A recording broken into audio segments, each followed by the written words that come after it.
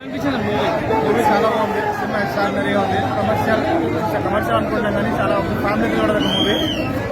జై Balayya. Top is Rambai. Highlights ఏంటి sir సినిమాలో? Balayya highlight Balayya highlight. BGM ఎలా అనిపించింది? బీజం తమన్ బీజం అదిరిపోయింది. సినిమా బాక్స్ లో అందరికి పోతాయి, నో డౌట్ అందులో. ఓకే, మన బాబీ డియోల్ ఉన్నాడు కదా, ఆయన పాత్ర నెక్స్ట్ లెవెల్. బాలయ్యకి ఈక్వల్ గా చేశారు బాబు డియోల్ కూడా. చాలా బాగుంది. సెంటిమెంట్ ఎలా ఉంది సార్? సినిమాకి highlight sentiment.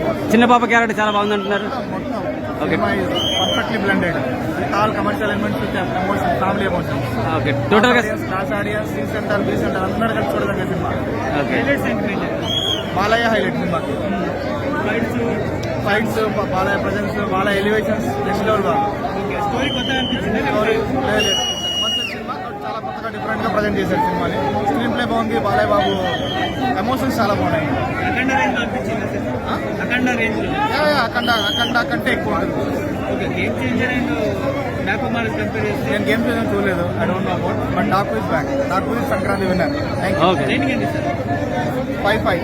Thank you sir. చెప్పండి ఎలా బాలయ్య గారు? నేను బాలకృష్ణ ఫ్యాన్ అండి. నాకు ఏ సినిమా ఎలా ఉన్నా ఫస్ట్ ప్రయారిటీ ఎప్పుడు మాకు బాలకృష్ణ గారే. సో ఇది మా ఎమ్మెల్యే గారు కూడా. సో మేము సినిమా మాత్రం ఎక్స్ట్రాడినరీగా ఉంది.